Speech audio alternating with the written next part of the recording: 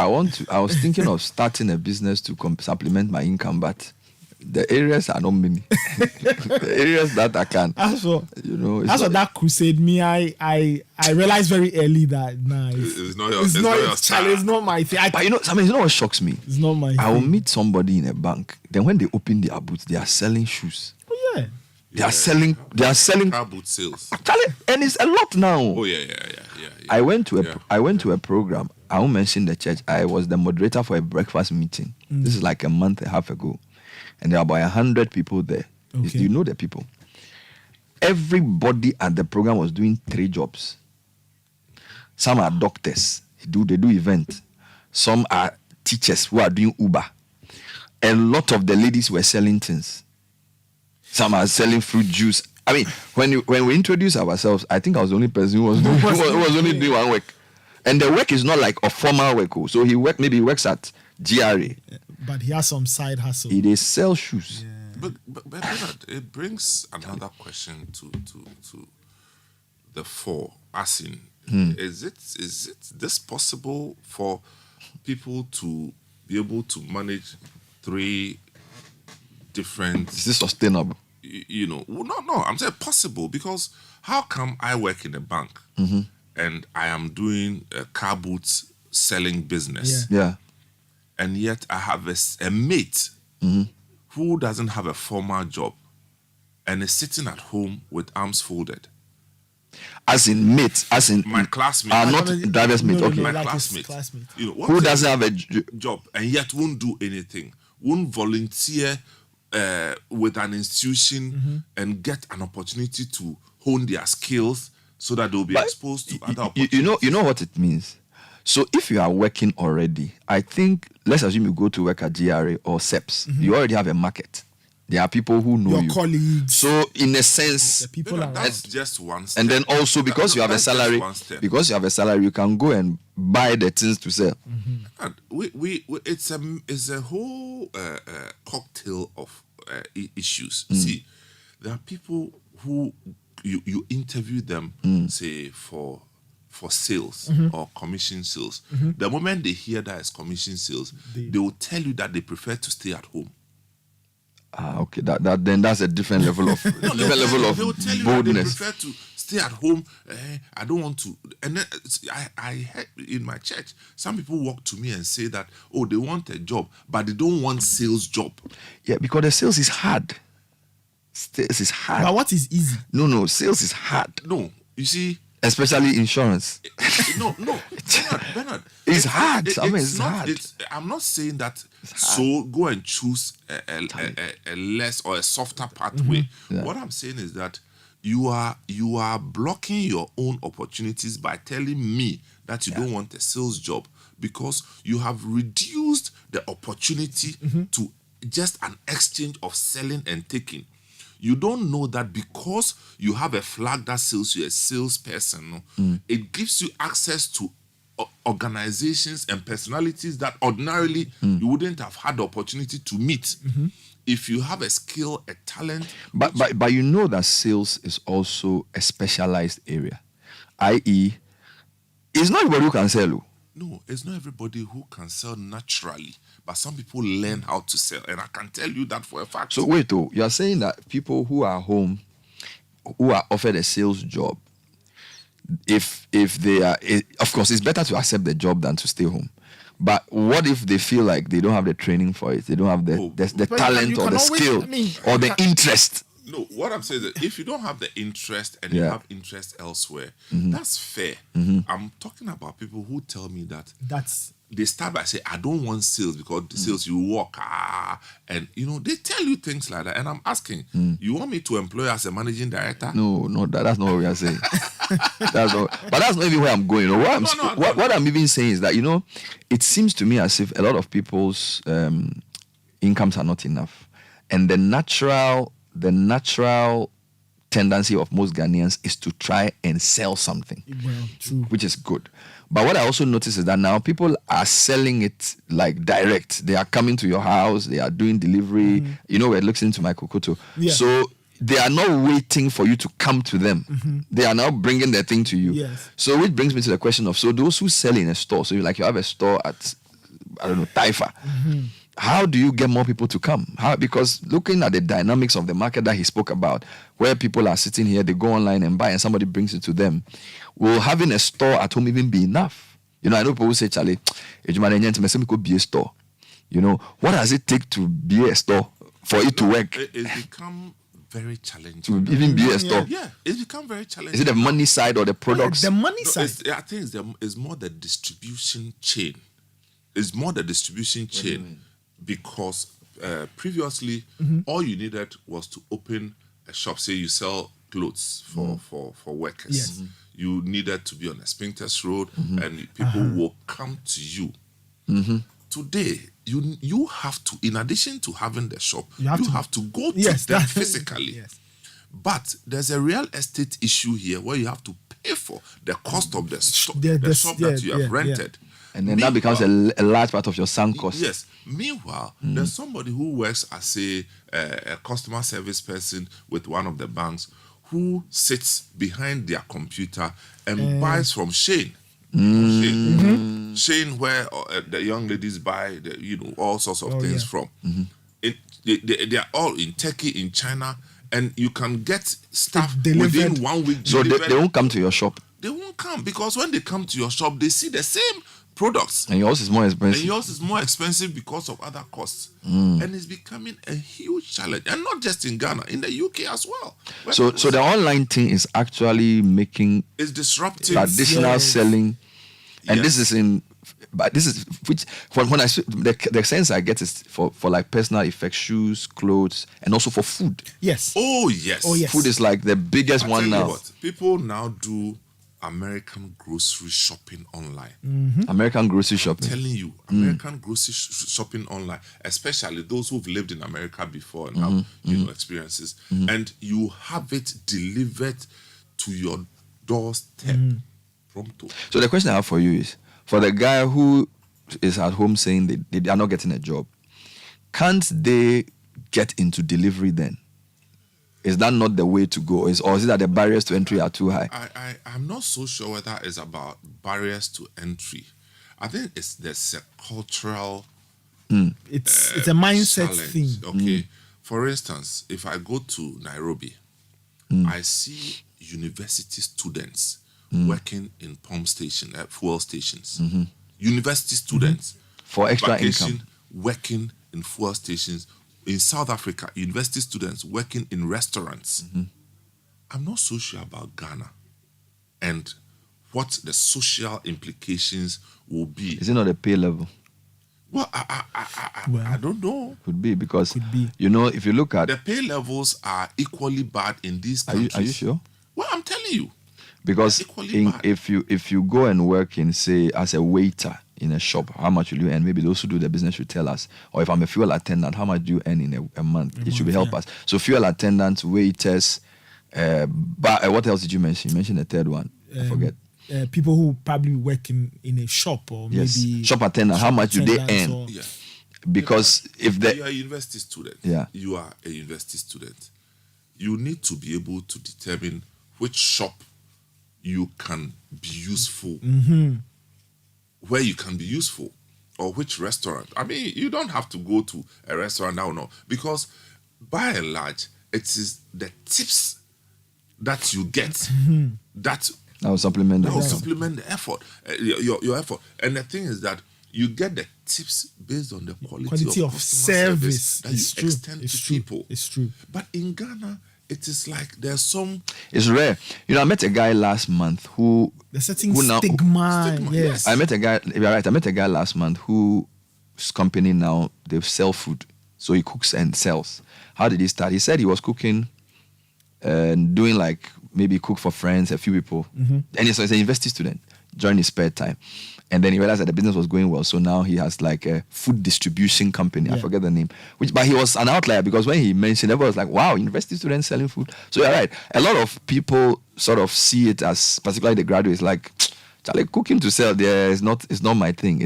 And the truth is that because of the way the economy is changing, even the more educated have to now start entering these so-called low-end exactly. Like driving of Uber. I know university graduates who are now doing Uber. Yes. And I don't know whether that's a sense of underemployment or just the way the economy is.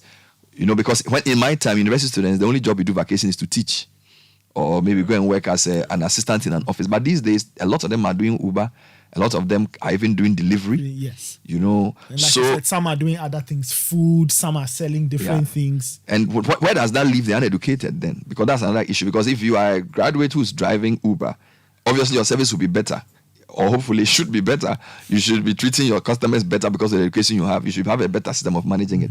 So I think the structure of the economy is changing. We have so many graduates, there aren't a lot of jobs. My problem with all of this is that most of the things we sell are still imported. So when you have a huge organization like China Mall that brings in the goods itself and decides to sell it, you have no business. So there needs to be a production part of this equation. Do you get me? Because if that's local production. Because if me and you start a company and we are selling Charlie water from Turkey, if a Turkish producer has a Turkish person here who has a Charlie water outlet, there's no way I can compete with them, because they'll get the Charlie water at a lower cost than I would do. They'll get the conversation about even the changing economy and retail has to also include a conversation about production and making things cheaper. Incentives to the producer or the seller. To the producer. local producer. To make him competitive. Yes. Yeah. Because they are not competitive. No, they are not. They are not competitive. They are not competitive. They are not competitive. And we've seen this in the last 3 decades. They are not. Where because of globalization, we have opened our borders to any and everything, because we want to be friendly to every other country at our own expense. The Bible says no man goes to war at his own expense. It's a serious situation. You understand? So you have companies, huge companies in the distribution chain, relocating to Ghana or extending their services to Ghana, and we clap. You go into these outlets, and 90% of the products there are from their country. A lot of them are given incentives to become channels of distribution of excess produce and products from their countries.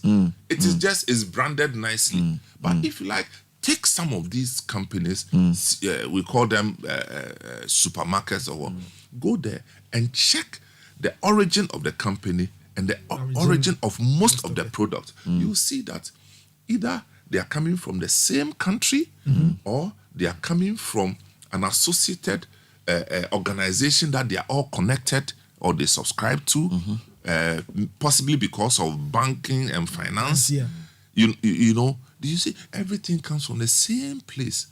Now they come in as an extension of their business. On the same score, they come in to dislodge our opportunities. That's true. So it becomes a struggle for shelf space. We love it when the supermarkets come here. We love it when the supermarkets come here. But it hurts us when we don't have access as locals to shelf space. Apart from the shelf space, which I think is a big conversation, I think one of the reasons why we are not able to get a shelf space is that our producers don't have access to capital. Yeah, they are not proper. So let me give you an example. Let's assume you want to produce fruit juice, that is competitive. Now, you need to be able to source your raw material cheaper. You need a reliable source of production.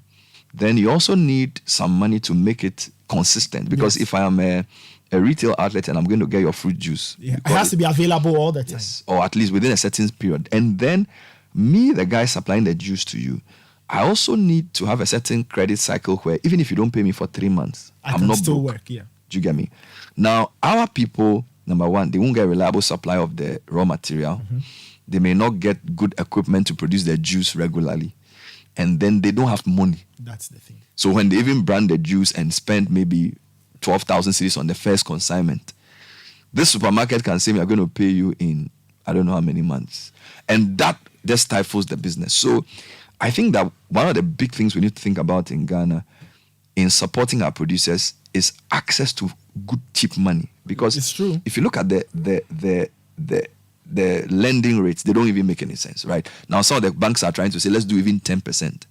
But if you look at global interest rates, If you look at global interest Ours rates, are above the average. Ghana is a country that financially crowds out many producers. So if you ask most producers what their number one problem is, they don't have money. Do you understand? And if they have to even import their raw material, their bobo, because the dollar is going to kill them. So I think that we can't talk about production. And I agree with the shelf space issue is a major issue. But the reason, about incentives yes, the reason they are not able to meet the production quality or the regularity, money. They don't have access to money. And then also the cycle. So if you go and give your product to somebody and he decides that's going to pay you after 3 months. And I was going to go there, and it's and that's where you see you can have the best product. If you don't have access to market, you are in trouble.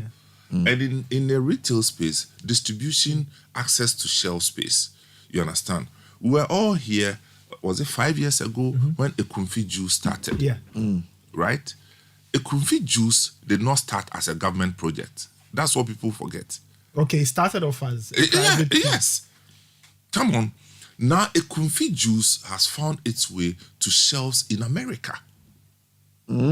Yes. It's found its way to shelves in America. Now they have different varieties of Ekumfi juice. Expanding. And we are seeing them grow, and we are happy. We want to see the same thing replicated in other areas. But the government or the state should see this as an opportunity for employment as well. If you go to the Ekumfi area, a lot of the people who were in fishing quickly moved into pineapple production. Now, because they had an off-taker. They had somebody who would buy the pineapples. Now they've exhausted that whole space. They've moved into citrus. They've moved into citrus production. You understand? So I'm just saying that if there's incentives for some of these producers and even the off-takers, because if you rush Ubeti, you will get to a place where money will become an issue. Because the big supermarket that is supposed to take your products, they are not going to pay you. In fact, some of the huge supermarkets that you see, if you take your products there, the earliest time they pay is 4 months. 4 months after you supply. Imagine, so if you give them the thing today is what, 27th, 28th, you get it by the end of the year. By November. Possibly. Yes, I'm telling you. It's serious. So if you don't have money, you from the get-go, you've been dislodged. And that's why some of our local companies are not able to survive this cycle. So they end up doing car boots, doing their small corner shops, you know. And the other thing is that because of the point you made about the, stores. So most people can't even enter retail because they can't pay for, because I know somebody who's looking for a store, all right? And in the places where customers will come, the pricing of the store doesn't make sense because they are charging you dollars per month. You haven't sold anything yet. So if you get a small corner at East Legon, forget it, you know? And sometimes I wonder how people are able to have these small shops and then they say they are selling clothes. You know, sometimes I see shops where they are selling like boutique clothes. On Osu, and I wonder, and a piece is going for, if you look at the rent that they are paying, who is buying that thing? It's a false market. That's serious. It's because most people who want to sell genuine things, when you go and ask for the store, they call it store high. You have to pay in dollars. You have to. And a lot of them. And this is, I'm not even talking about. I'm talking about Adringano, Taifa. Even go to Makola. You want to shop at Makola. It doesn't make sense. It's a major. So there's a finance issue he talked about. There's the shelf space within the large retailers. And I also think there has to be an opportunity to create markets. So this is a point I make a lot of times. Local development. So let's assume you are the MC for Okankwe North. And you realize, let's take Ayawaso West Wuogon. And you realize that there are lots of shops coming up in East Legon, but people cannot afford it. Nothing prevents you from doing a Friday market on East Legon High Street and let people come and sell there for the weekend. You get, so that they can get access to traffic. I talked about this. It's not happening, you know, because I'm saying that the barrier to the retail breakthrough is the finance and the market. The finance and the market. And this is where the markets are. Nobody's going to Abubulushi anymore. Nobody wants to go and bend down and buy Attah-Mensah tomato. Well, Some people do. Some people go, yeah, Omani and Co. But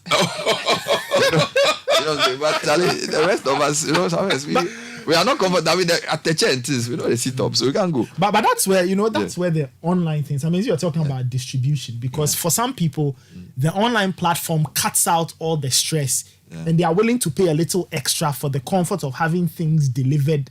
And my problem is that we will sit here, we will not leverage it properly, we will not streamline it well. Somebody will come from US with an app, put all the online bicycle put together, then we will say, oh, they are doing neoliberalism, they are taking our jobs. You see the problem? We are not, but sometimes there's also an issue. The idea is there, right? But sometimes the technology and the finance to make it cheaper is what we don't have. So things like Uber. So it comes back to incentives. That's all I'm saying. Government incentives. The state must incentivize some of these efforts, because they solve more problems than we can see. Yeah. They take people off the streets. Yeah. They give people employment. Now because of this customer service vicious cycle that we keep talking about. Look, you can go into it and you see that the hard truth is that people don't have what it takes to employ qualified staff in most cases. So they end up employing relatives. Ali? Friends who are in trouble, who are desperate for something, and then they push them in the companies, and so they are not trained, they don't give up their best, and so it becomes a vicious Just cycle. like somebody sent me the information I was asking for. So for a shop attendant and a fuel attendant, the salary is between 350 and 600 a month. 350 and 600 a month. Please, is this Accra or Kumasi? I just want to know so I can. General. But the point is this, Bernard, if I am doing I mean, this is way back when we were doing our masters. You were on a scholarship, so yours is different. I used to do 40 hours of security job on weekends. 40 hours. But you are paid per hour now. No. I'm just saying. No, I'm looking at the effort. Yeah, Not because every student will do that. But I'm not saying you didn't work hard though. It's because you could tie your effort to the pay. This guy is getting I'm not 350 comparing a it month. to this one. Okay. I'm coming to that point that so when you go to do the fuel station thing, when you close, where do you go to? Church. What's your problem? No, seriously. Why don't you get an additional job in your local pub? Say your local pub where you go and do 3 hours from 7 to 11, a young man or a young woman. No, I'm just saying that if your eye red, as we say, there are things that you can do, and I'm not by this saying that it's so easy to do, but of all the things you can do, sleeping and let me help you. Is not part let of me it. read some comments and then we'll move the discussion forward. Good morning, Bernard. Yes, insurance sales are arguably the most difficult, especially in our Ghanaian setting where we don't like to talk about death and the possibility of unfortunate things happening. But I've been in sales and insurance sales for well over a decade, and I can tell you, like I tell all my new agents, insurance sales is a two-edged sword. Difficult to do on one end and rewarding on the other if you manage to do it well.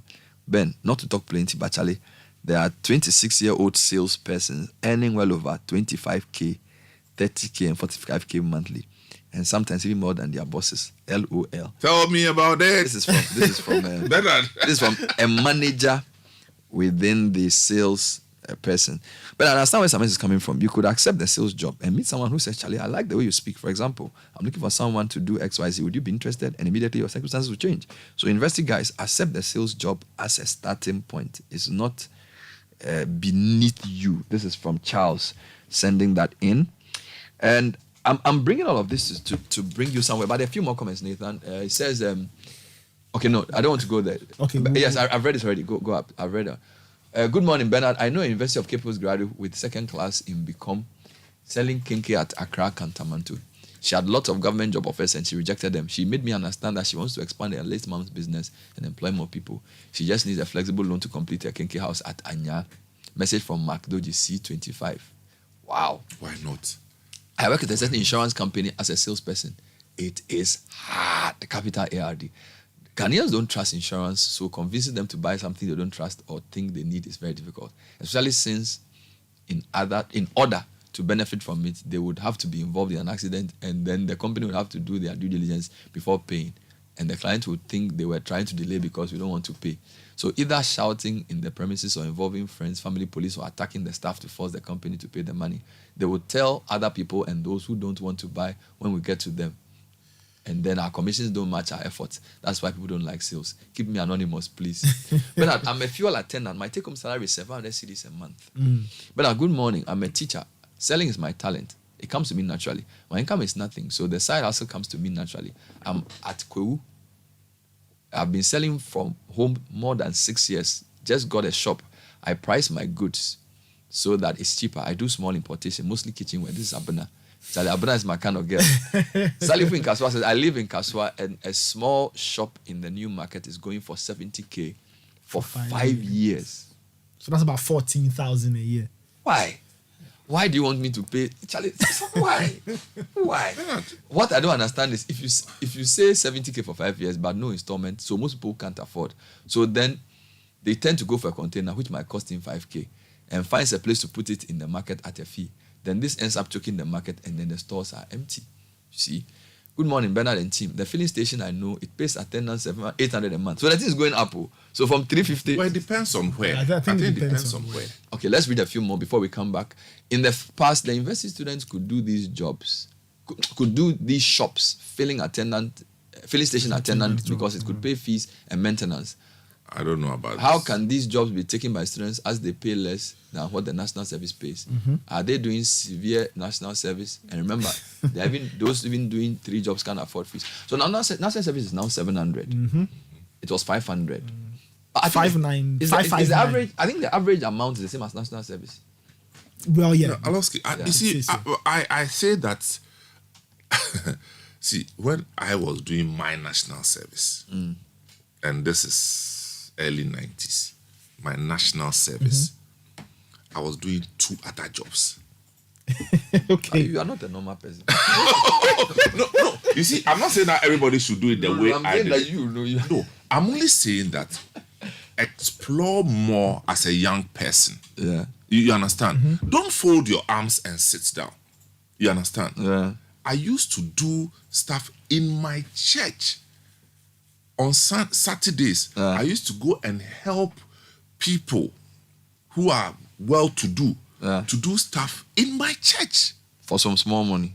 I didn't go there. It wasn't a commercial thing. But I offer, and anytime I need something and I talk to them, they do it for me. So I'm just saying that sitting down and folding your arms It's not an option. It's not an option. You are a filling station attendant. They pay you 800. How about your weekends? What do you do on weekends? There's a laundry in your area. How about getting a weekend job there?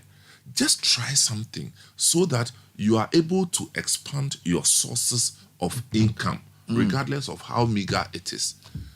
I agree with you. I used to sell books when I finished SSS. I did it for a year. I would go to schools, speak to science teachers, and the book was good. And I was getting an 8% commission. I did it for a year. Okay. And then I used to teach.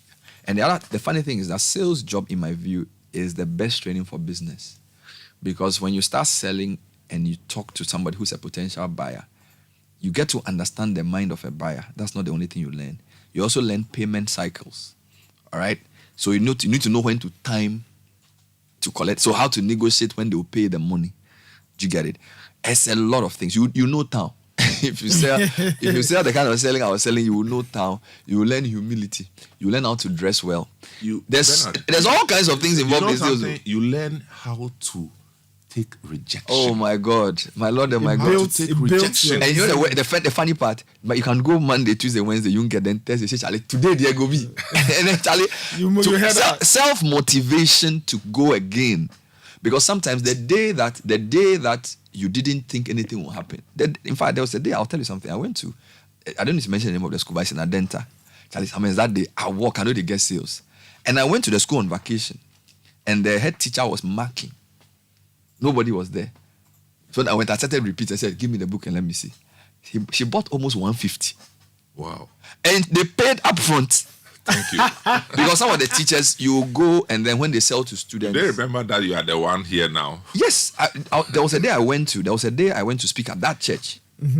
Right? This is like 3 years ago, they've been in Asante. And the woman was in the church.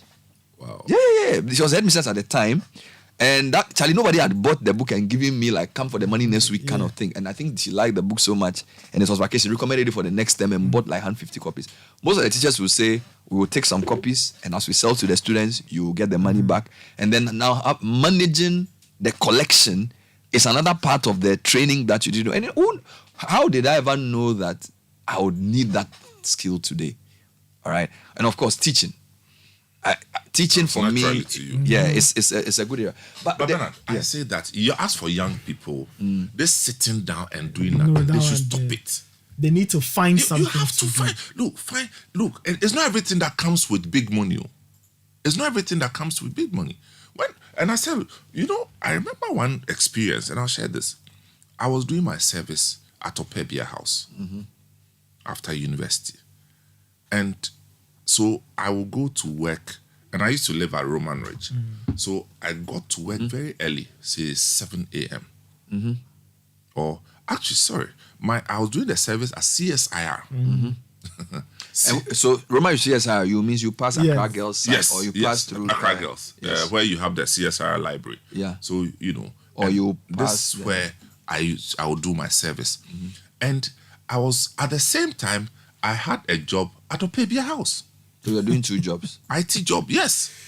So I will come very early to Opebia House. Before 7, I'm there. And at that time, CSR by 9. So the Galamsey was Opebia House. Yes, by 9:10, people are now coming. The Galamsey for 2 hours. So by the time people will come, and I'll pass behind. That time the road hadn't been. Yes. The Alliance Française road wasn't good like that. So I just walk through and come and sit down by 9:30, 10. I've done 3 hours already before coming. But it's also because you had a skill. No, I'm coming. There's a point I'm making. Yeah. One day, a friend called me and said that, I have this contract in Ho, in the Volta region, to do network cabling, to lay the cabling. So Charlie Simmons, he's a salesperson. He's a computer salesperson. He doesn't do the hardware. I need. So when he said, hey, they think they need it by tomorrow, Bernard, I closed from work 4-5 p.m. Went to take my network cables from the shop in Osu. They used to call it computer warehouse or something. Went there, bought the cables, drove that night all the way to Ho. This is post-university. Yes. The regional director of medical services at the time was Dr. Frank Nyonato. It was his project. I don't know where he is today. Went with my friend, did the cabling. We finished at 4 a.m. Sat in my car, drove to Accra 1.5 hours. I'm telling you, home, bath, straight. I was at work. You see what I'm saying? I'm not a normal person. I'm saying what I'm saying is that at that age you need to stretch more. It's not everything that will come with money label, but there's some opportunity that will open because you are stretching. And I want to just add to what you're saying.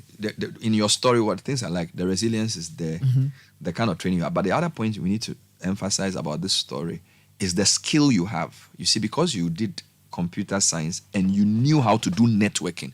My comment to young people is that forget about the course they are giving you. Learn whatever course you are giving. But learn a skill. See, Nathan, you can play the piano. It's a skill. Somebody can program. It's a skill. You can drive. It's a skill. You can code. It's a skill. You can cook. It's a skill. You can fix things. So what I'll say to the current young person is that don't limit yourself to the course you've been given in university. You can learn new things. Because we are looking like, why did they ask him to come to Ho to do net? It's a skill. He can do networking. He knows how to do that thing. So what I'll say to young people is that in addition to whatever course you are learning, whatever analysis you are doing, we are doing history and classics, fine. Add a skill to it. Because the modern day market is skills that we are looking for. We are not just looking for somebody who can speak English. All right. So look, need to have I'll a give you some. skill. I have a guy who cuts my hair, and I'll never forget this. This guy, I met him at UPSA. He was doing accounting. He said he started learning how to cut hair when he was in secondary school, right? And he was cutting hair in the university, cutting hair. Now he has 2 outlets where people come and he cuts their hair for them. He's doing a master's, but he's still a barber because his skill is cutting hair. Guess what? There are people from university now that he trains in cutting hair in his barber shop. Mm-hmm. So someone you go there, they are dressed in uniform. There's an university girl, University of Ghana graduate, who is learning how to cut hair, and they'll add it to making nails and all those things. So the truth is that it is a skill world. If we can't add value to people, we won't get money. Oh, yeah. So for the young guys who are hustling and things, please, Charlie, learn how to add value to yourself. Learn a skill, because the economy isn't getting any easier at all. You know. Now, why do we do these kind of things? One of the reasons why we do events is to bring a solution to the problem we analyze. So every time you analyze and do programs on air, you talk. No, we don't just talk. There are things we do to bring the knowledge, the skills, the experience, the network together. So, for example, end of August, This is Ghana. Mm-hmm. Look, we are a credible media house, right? We have access to a lot of people. Bring them together, 2 days, exhibit what you're doing, show the world what you're doing. So we interview people who do different products at different levels. Some are doing it at a very high level, manufacturing cars or assembling cars. Some are doing it at a medium-sized level, and some are doing it at a very small level. We have space for everybody. It's important that we bring those things together to showcase what is being done in the economy, because that's the only way you can develop the country. I don't think we can wait for just the government, because I think that their focus on the macro things is giving them enough headache. And there's a lot of opportunity to show leadership at various levels of the country.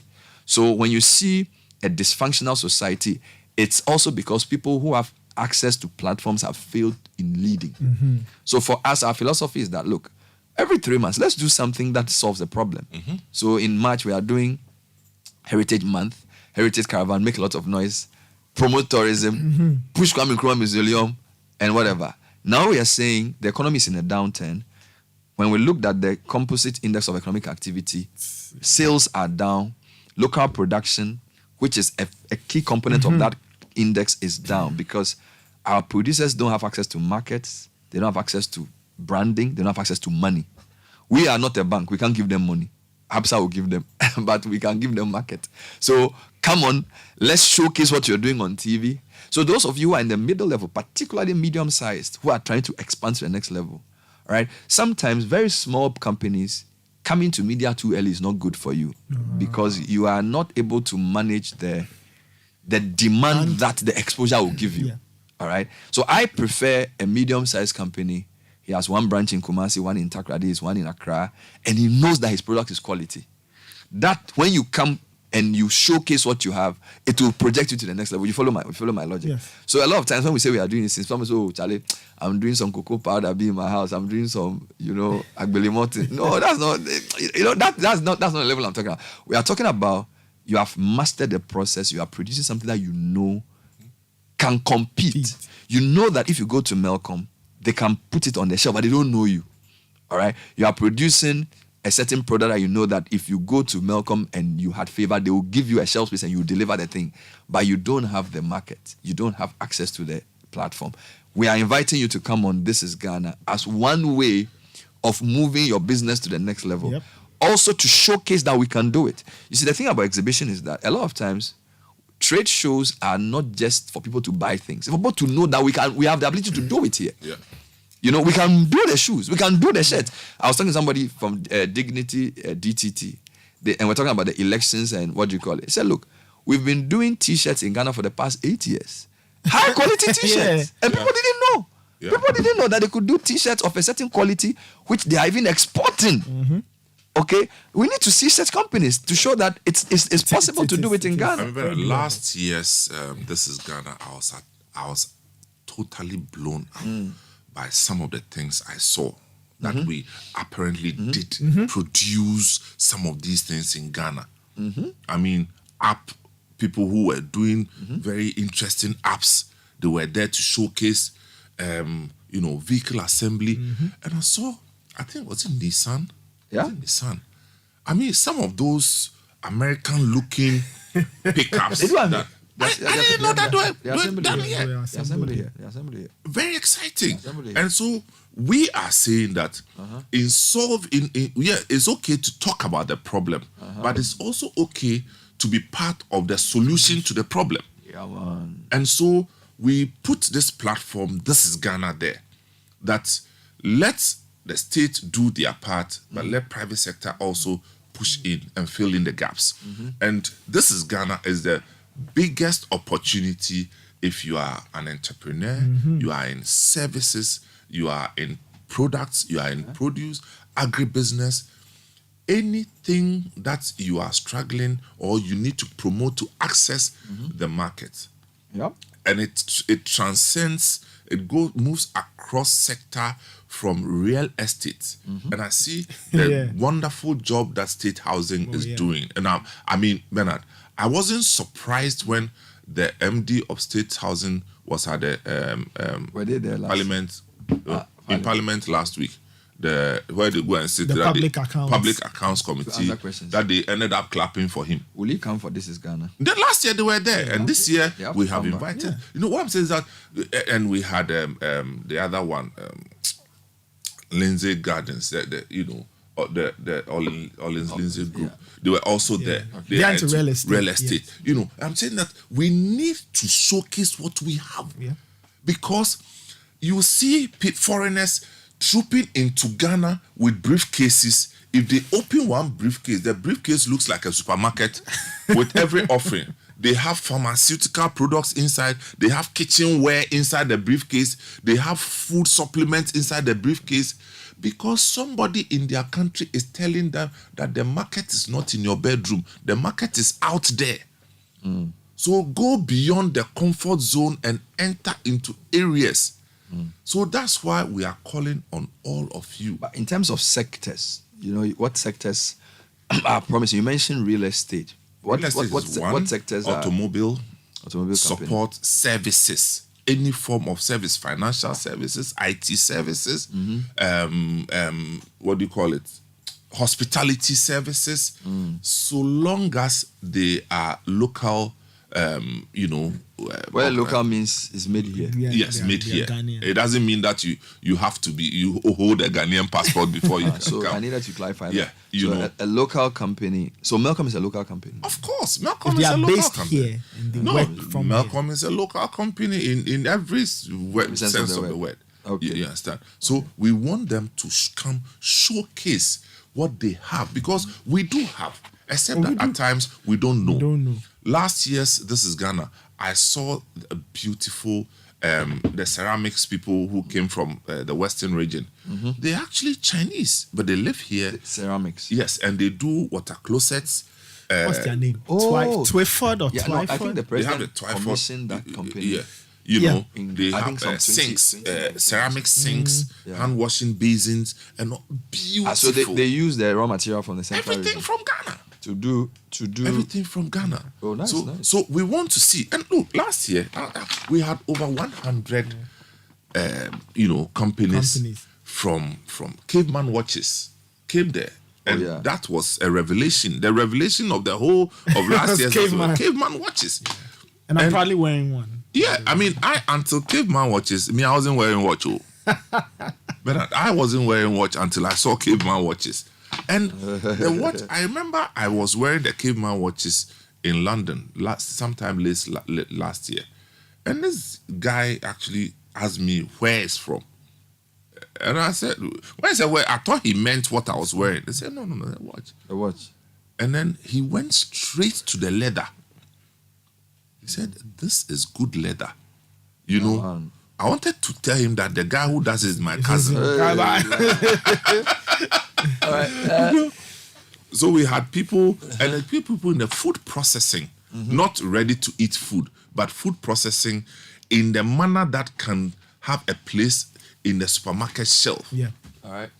Those who are into such products, sanitizers, soaps, detergent, cleaning material, all these cleaning material, beverages. We had Bernard, we had plenty of them. My favorite exhibitor from last year was CSIR. What did you have? But the kind of tech they are doing. Wow. Amazing As for CSR, I mean, machines I was hoping that even after that, the government would say, Charlie, let's go find money and expand the footprint of CSIR. Look at and Ghana Atomic Energy Commission. Even their breakthroughs in agriculture, in cassava production. I mean, wonderful things. I think that the CSIR in food processing will be a game changer for Ghana for many things. You know, we are talking about importing wheat in the Russia-Ukraine war. And sometimes, look, if they will listen to CSIR on what we can use some of our naturally produced flour to do, and media can help people, or even alternatives for shape producing taste. Because I was talking to the bread producer who said when they started using cassava flour to mix the normal flour for the bread, people they didn't like the taste. But I think taste can be acquired, right? Because why would God give you cassava and yam in Ghana and you say you want to eat bread made from wheat in Ukraine? You get me? It's not a good thing. So when they say taste, don't mind them. People say that say they want to eat pizza. When did you learn how to eat pizza? You have to learn and acquire the taste. It's a media thing. Even when I was in university, I couldn't taste pizza. Yeah. I thought it was too something. But when the hunger bashed me in the UK, you ate it. But that's a very important point. So the issue of the link between research and production and then tastes and then economics and boosting local economy is a very important point. So the CSIRs of this world should not be seen like just some scientists doing something. They are the people who, if you listen to, you can change 50% your of market our problem dynamics. solved. Because why, Neil, are you telling me that if Ukraine was producing cassava, they will come and import wheat from Ghana to do their bread to eat? They won't mind you. So why is it that we won't use our own food and we're going to eat somebody's own? Every time. You know, it's a problem. Bernard, It's a problem. Only last month, I was saying this, only last month, Yeah. America is struggling with rice at the retail point. Only last month. Why? Because India just woke up one day and said that no more rice exports. See, to even make it worse, I was talking to somebody this week, and the person said, in terms of importation of wheat flour, Ghana in West Africa was one of the highest because whilst a lot of the countries in the Francophone zone import a little wheat and they mix it with their local, Ghanaians, they said they want they want their bread to be pure. So we are. The guy said he was asking a question at an event. He said he was in the bakery and says Ghana imports the most wheat apart from Nigeria, and even in terms of per capita, wheat is the most. And we don't mix it with any local thing. Most West African countries, they will mix the wheat with their own product. Yeah. So their dependence on the wheat is not that much. But we want some from, and it's not helping us. It's not helping us. So when CSR comes to you and says, we've researched a new way or a new product, it should not be seen as some science, It's part of the economics, which is why we like research institutions to come and exhibit. Because it's part of the economy. It's not outside the economics. The West one, because I did my service at CSIR. You know them. And I have this soft spot for them. Because I know they do so much. And you know something, government in, government out, a lot of the research projects that CSIR and other similar, even the universities do, they'll go and take somebody from another country, some small boy who just finished, some white man, because he's white man, they pay them millions of dollars to come and do feasibility studies for something that we have researched and come to a conclusion. Yeah. And then they pay them. Yeah. It doesn't see light of day. And the guys who do ours will not get paid. I mean, it's look, Sky, when you talk to scientists at these institutions, sometimes you just weep. Where is the doctor? You know the one of the CSR doctor we used to do the Canada people say should come back. Is it piggery something with the animal guy? Solid guy. Is it Dr. Suji or something? Yeah. Solid guy. That people the Canadians have come to take them out. Is it come on? Baby. And last year the CSR there was a doctor, young guy. I think it's called Soti. Yes, Dr. Soti. Last year CSR showcased an intelligent CCTV. Yes. Wow. That was the thing I saw there. Intelligent CCTV. How does it works based on motion. Yes. Motion sensitivity. Yes. Made here. They brought it to the the guy has the what do you call it? The Patent. The patent. Charlie, we'll go and import like from China. You understand? We'll import So I'm like saying that $1 we do million so much and yet we don't take advantage of what we have. So this is Ghana is saying show that what you can do. This is Ghana. This is what we can do, and we invite all of you to come. So what is the level of participation in terms of exhibitor? What number do they call? How do they get involved? That type of thing. Maybe once you get the information for me, Nathan, let me read a few comments for you. Good. So many comments, right? Good morning, Bernard and staff. Please, I think I'm being educated this morning. Can I get some men's number for more? Gloria for my shaman. Gloria, please. The thing I said, just write it and use it. But I think I work in a university, but drive both during my free time to earn money. In fact, income is better now. Drive after work and weekends. Thank you. This is good. I'm urging all young people to learn how to drive. It will help you. Bernard, I'm a pension fund investment advisor. I have a farm. That's number 2. I do Uber. Number 3. And I'm still looking for another side gig. So in case you have any recommendation, bro, man for shiny eyes. It's possible. You know, I have a friend who is a teacher who also does MC on the side. Bernard and team, I am a nurse gainfully employed at one of the best hospitals in Ghana. I work at another hospital as a locum staff. I have a home care agency I manage and employ nurses who are home. You can't sleep and have it. Elias from Lagos. Have you seen? And this is happening. This person, I don't know who he is. He has no motivation to relocate to London. It make work for here. Petrol station, you know, we go visa safe. Petrol station, you don't get passport safe. Petrol station attendants work throughout the week, including weekends. Sami from DC. He's saying he has no weekend time. Bernard, good morning. I agree with you that sitting down and folding your arms after earning 700 cedis won't help anyone. I'm a teacher in a private school. I earn a net salary of 3,300. But in addition to that, I do home tuition, which earns me more than 3,500 a month. In addition, although I get home very late. With this, I'm able to take care of a lot of things. Please keep me anonymous. Thank you, Bernard. Hello, guys. I am Joe, a university graduate. I teach in a private school. I'm paid 350. Oh, is it 3,500 or 350? Master Jai. Which can sustain me even for a month. So I do online importation and digital marketing to support other expenses. 350. Well, that's not realistic. What school is that? Is it $350 or 350 CDs? You're a teacher. Then the school has to be closed. The school has to be closed down. I graduated as a professional teacher from University of Education Winneba. Struggled to get a job as a teacher without success and ended up as a customer service person with one of the telcos in Ghana. After 3 years there, I gained admission to pursue an MBA in China on scholarship. I've been back for almost 2 years now and still haven't secured a job. I've resorted to buying and selling of electronics from China.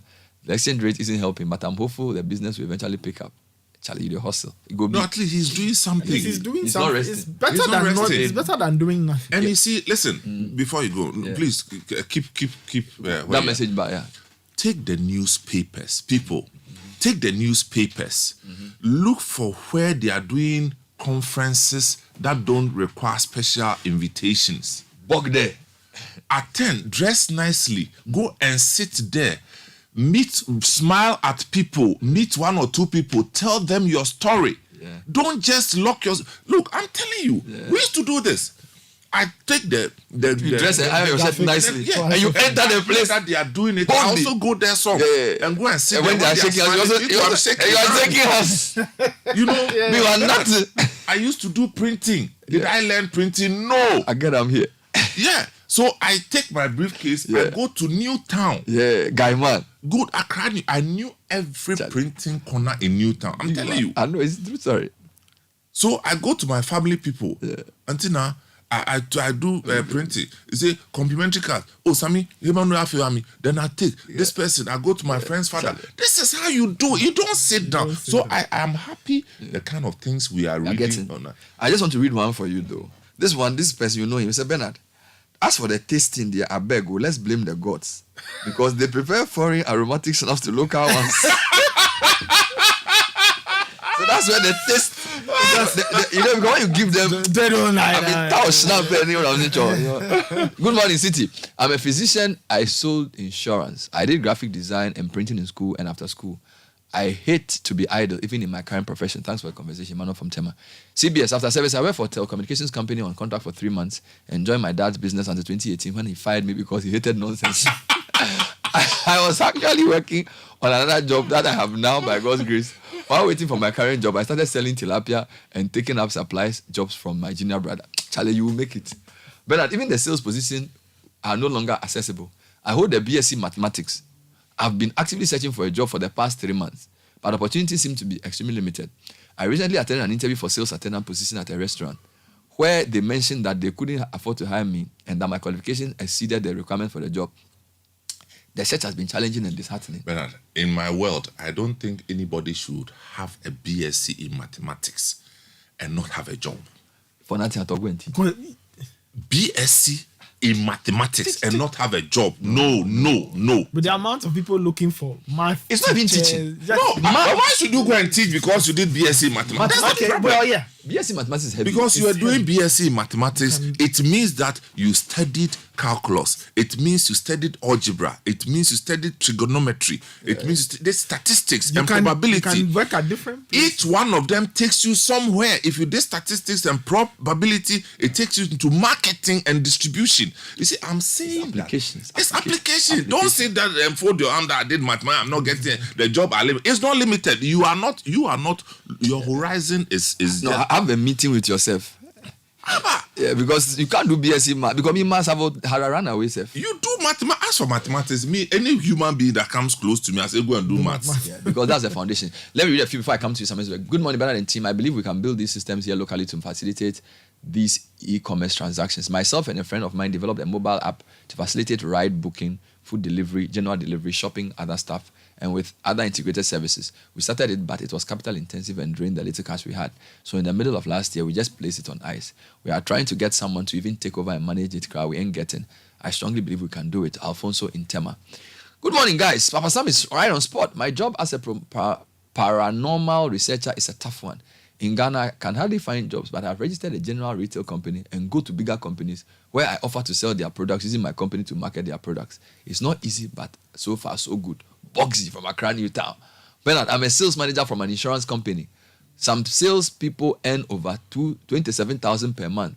I've been doing sales since 2008. Quite. I love sales. It's my first job preference. I work at my own pace as I strive to meet target. I'm currently into poultry sales. It builds you up in a very interesting way. I advise young people to do sales. Bright now moved to Ho, the Oxygen City, selling more chicken. Good morning, City. My wife is an accountant and I'm a software engineer. We both run a Sunday special chop bar joint at Veterinary Laboni. I will come there. His wife is an accountant, so she will run the numbers. What's the name of your place? He's a software engineer. You'll be shocked that he will be pounding the turnover for that weekend thing they are doing more than their salary. Baby, more than their salary. His wife is an accountant and he's a software engineer, and they are doing Sunday special chop bar. He will run all the analysis of what people like. Why are you near Labon? It's near your house. Sunday chop bar. Why are you charging? Ken from Cape Coast. Good morning, team. Charlie, what Samuel is saying is true, but it's the opportunities you can have. All the skills you want. If you don't have a right opportunity, your skills can waste. But that's also true. Yeah. No, that's also true. Yeah. You don't have opportunities. It is true. And that's why I say, take Daily Graphic, Ghanaian Times. Look for the announcement that there's a conference going on somewhere. Yeah. Some of these motivational things, conference that don't require special. Maybe you and I dress should nicely. do motivational program. Dress nicely. Go there. Show yourself to somebody. Become a friend. It means you are increasing your networking space. One thing will lead to another. We all got to where we are because of who we met along the line. Let me read two. I think we should do a motivational seminar. That one, there are people. Some men and a lost. I don't know how to do that motivation. I'm taking Alberto Kran's job. No, but I won't collect money. Good morning, Bernard. I did my national service and health insurance in Obuasi, where we had a shift system. I took my free time to support my mother's kinky business. I carry the corn to the mill every day and drive the banku on the open fire before the open fire, before going to work. I use my knowledge in accounting to keep books and revenue shut up. My friends looked down on me, but I wasn't faced. George from Airport City. Good morning, Titi. For professionals to engage in multiple businesses is very important, but it's also an indicator of how dire the state of our economy has become. And if 35% of Uber workforce consists of university graduates, then Ghana is facing a serious issue. And it's true. Well, but that's true. That is very true. Yeah. If 35%, I mean, I don't even need the statistics to tell you that we have an economic problem. But my but is that the fact that people do multiple jobs is not an indication that there's an economic problem. My current No, it's talking about them doing jobs which are like below. So like if you have 10 drivers or Uber drivers who are No, I said that is so it's that's a underemployment. fact. That's what you're saying. That's a fact. Yeah. My current job has little to do with what I did in school. I studied electrical engineering, but I was involved in computer science stuff. And that's what I make my money from. We are socialized into thinking we are absolutely what we studied in first degree, and going anywhere else is a side hustle or not what we are supposed to do. I chose to see everything as skills that can make me money tomorrow. If my music talent makes me reliable income, I'm a musician. Here's one from a lady who listens. Bernard, greetings. Please, I have a young security guard in my estate who has a BSc in math from UCC, who has not been able to find a job for more than 5 years. We hired him just to help him get along as we try to find him a relevant job. Charlie, he has lost his self-esteem. You know the B. You have lost your self-esteem. Do you subscribe to any religion? Are you a Christian? Are you a Muslim? Get involved there. And gain some motivation. There is something about putting you at the center stage because you belong to a religious group. I mean, look, that's a good angle. You always have to find that's a good angle to get go. motivation. Find somewhere. Because if it's family, do it. If it's supporting somebody in your family who is more established, even at no salary, do it so you get the opportunity. Let me end the last one. Bernard, I agree. Sameh is not a normal Ghanaian. But on a more serious note, technology has made the possibilities more wide. I am 51, an engineer with 2 master's degrees, but I'm now learning YouTubing because I realized we build the computer networks and these young people are making 6,000 views to just $6 per 1,000 views to calculate for 600k views. So some do that just in a week. And we the engineers are stuck with monthly salary. So now I'm also joining them. We need to continually evolve. Ben from Accra. Hello, Ben and Co. Sameh and Co. In 1993 at UG, there was an internal advert for student volunteers to help clean the washroom and lectures halls in order to save costs. Not one person showed up. I sent him my application. It was the joke of the year in Legon. Value addition, multitasking, customer service, etc. are zero among our youth in Ghana. Bukati, Ningo, Pram Pram. Let me come back to you before we go to tell us how people can register for this. Okay, so This Is Ghana is a fair and exhibition. You can go to all the Citi FM, Citi TV, social media pages. You get more information. It is happening on the 26th and 27th of August at the forecourt of the AMA. 26th, 27th of August. That's Saturday and Sunday, beginning at 10 a.m. each day. We exhibit all forms, all sorts of services, products, produce, agribusiness, manufacturing, innovation, science, innovation, solutions, apps, computer apps, everything. Ready, food, packaging, everything across, which are made in Ghana. You want to find out more, these are the numbers to call. 0205 973 973. The number for This Is Ghana, 0205 973 973 or 0558 973 973.